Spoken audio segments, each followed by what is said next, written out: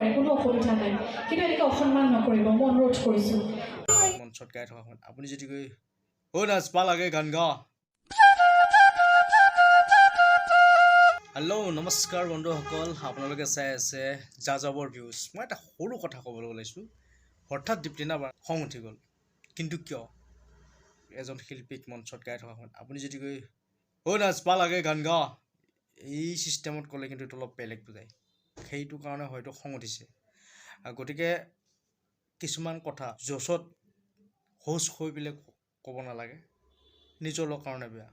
আজি deeplina বাই নিজে মঞ্চত কৈছে, আপোনালোকৰ কি অলপো ধৈৰ্য নাই নেকি?